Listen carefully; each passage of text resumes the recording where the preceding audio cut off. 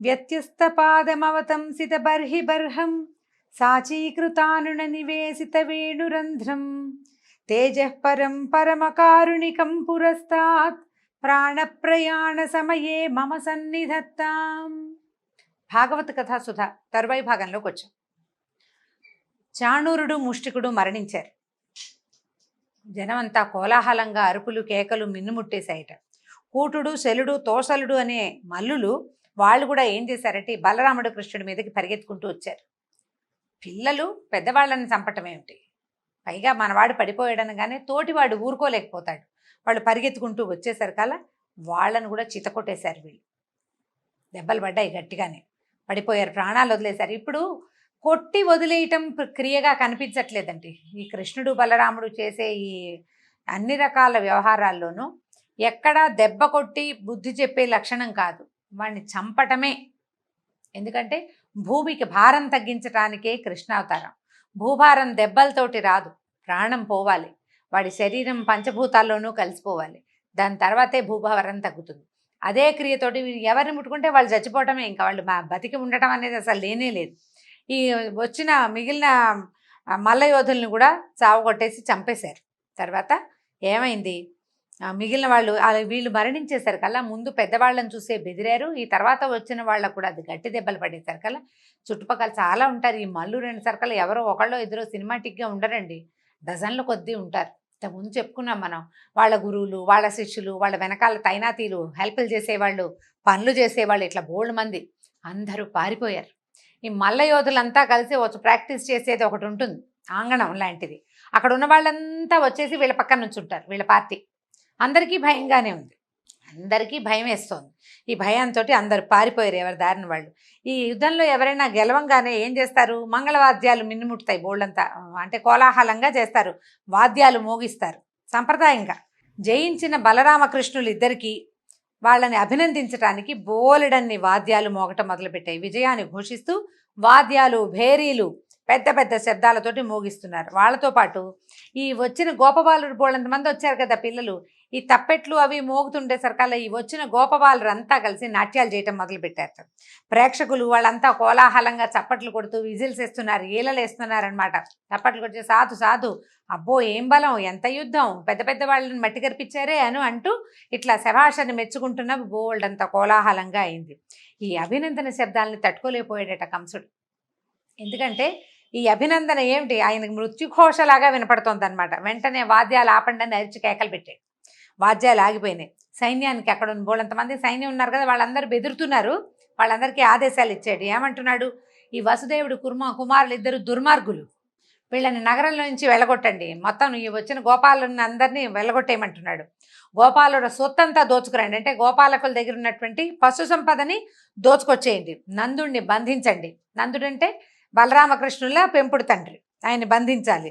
వసుదేవుణ్ణి నా తండ్రి ఉగ్రసేనుని రాజ్యం కోసం వేచి ఉన్నాడు మా నాన్న.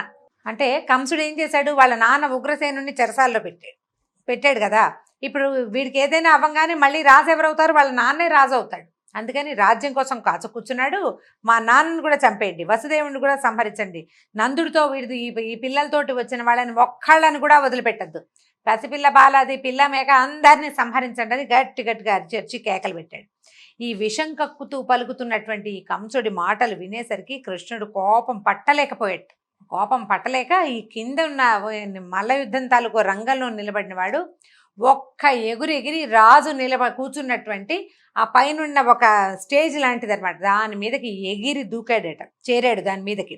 చేరేసరికల్లా కంసుడు ఏం చేశాడు, పక్కనే పెట్టుకున్నాడు కత్తి డాలు, యుద్ధానికి వీలుగా కత్తికి డాలు రెండూ తీసాడు. కానీ అవి వాడేందుకు కృష్ణుడు అతనికి అవకాశం అవకాశం ఇవ్వలేదు. ఇవ్వకుండా ఏం చేశాడు, గరుకుమంతుడు పామును పట్టుకున్నట్టుగా ఈ కంసుడిని జుట్టు పట్టేసుకున్నాడట. జుట్టు గట్టి దొరికేసింది. జుట్టు దొరికేసరికల్లా ఆ జుట్టు పట్టి ఏం చేశాడు, ఆయన కూర్చున్నటువంటి సింహాసనం మీద నుంచి కిందకి లాగాడు. జుట్టు పట్టుకుని లాగేసేసరికల్లా అంత మనిషి కంసుడు నేలకు పడిపోయాడు. ఈ కిందకి పడేసరికల్లా అదే ఊపులో ఏం చేశాడు, ఆ జుట్టు పట్టుకుని రంగస్థలం మీదకి విసిరేశాడు. ఏ రంగస్థలం మీదైతే చాణూర ముష్టికుల్ని సంహరించాడో అక్కడికి విసిరాడట.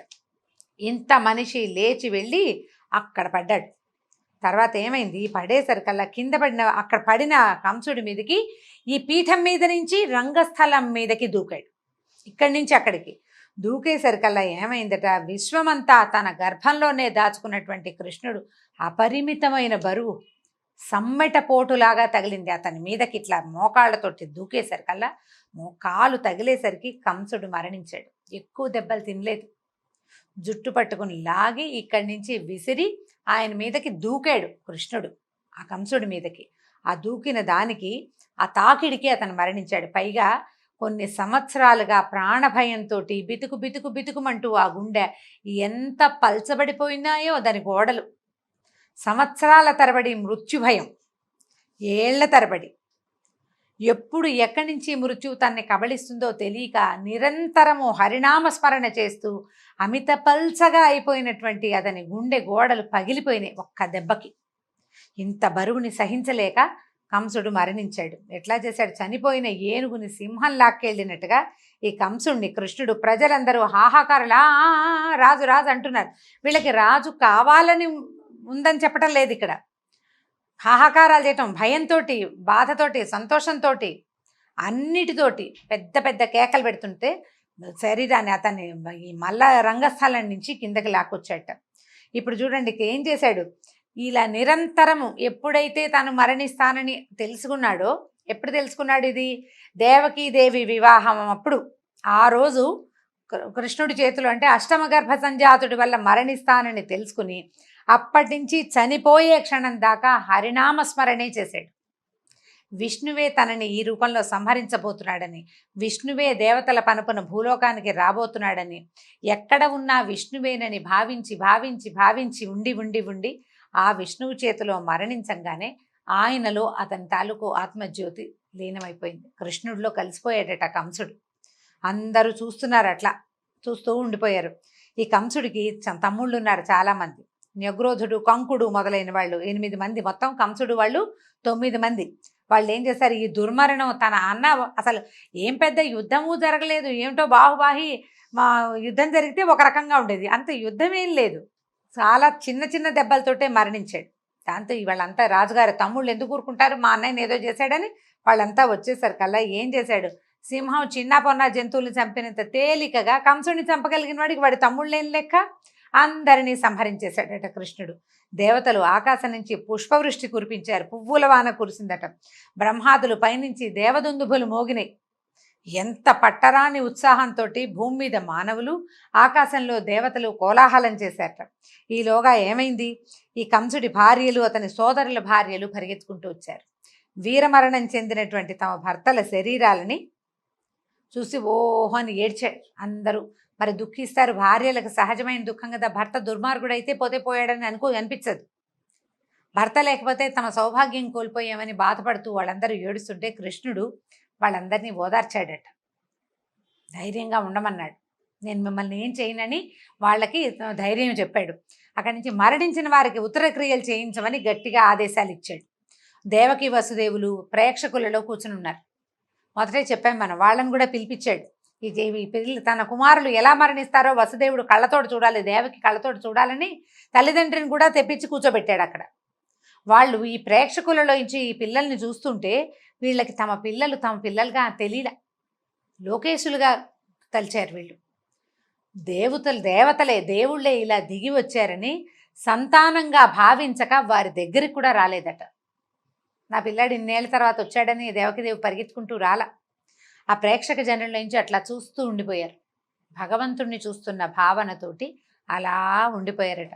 అప్పుడు కృష్ణుడు తెలుసుకున్నాడు తన తల్లిదండ్రుల ఈ స్థితి. వాళ్ళకి ఈ సమయంలో వాళ్ళకి తత్వజ్ఞానం కాదు తెలియాల్సింది, భగవంతుడిగా తనని తెలుసుకోకూడదు, వాళ్ళకి సంతానం అవడం కోసమే కదా తను పుట్టింది. అందుకని ఏం చేశాడు, లోకాన్ని మోహంలో ముంచేసేటువంటి తన మాయతోటి వాళ్ళ ఆలోచనల్ని మార్చేశాడు. విష్ణుమాయ మళ్ళీ వాళ్ళ మీదకి కప్పేలాగా చేశాడు. అప్పటి వరకు లోకేశ్వరులుగా కనిపించిన పిల్లలు తమ పిల్లలుగా, పసిబాలురుగా, ఇంకా పాల్గారుతున్న చెంపలతోటి ఉన్న పిల్లల్లాగానే అనిపించారు. వాళ్ళ దగ్గర పరిగెత్తుకుంటూ వెళ్ళారు అబ్బాయిలు ఇద్దరు. అప్పుడు తల్లి దుఃఖిస్తూ, నాయన ఇన్ని సంవత్సరాల తర్వాత ఇట్లా నా పిల్లల్ని చూసుకోగలిగానని దేవకిదేవి ఆనందంతో సంతోషం పట్టలేక కుమారులిద్దరినీ కౌగిలించుకుని ఏడుస్తూ ఉండిపోయిందట. వసుదేవుడు ఇన్ని సంవత్సరాల తర్వాత పసిపాపడుగా ఒక పిల్లవాడిని ఇక్కడి నుంచి తీసుకెళ్తే గర్భస్థ శిశువుగానే పిల్లాడిని ఇంకో దారి పట్టించారు. ఇలా పుట్టక ముందే ఒక పిల్లవాడు దూరం అయితే పుట్టగానే ఇంకొక పిల్లవాడు దూరం అయ్యాడు. ఇన్ని సంవత్సరాలు ఈ క్షోభని అనుభవించాల్సి వచ్చిందని దుఃఖపడుతూ భార్య పిల్లల్ని సంతోషంగా చూస్తూ ఉండిపోయాడట. ఈ రోజుకి భాగవత కథా సుధని ఇక్కడ ఆపుదాం. మళ్ళీ వచ్చే భాగంలో కృష్ణుడు దేవకీ వసుదేవులతోటి ఏమన్నాడు, ఉగ్రసేన మహారాజు ఏం చేశాడు, రేపటి భాగంలో తెలుసుకుందాం. నమస్కారం.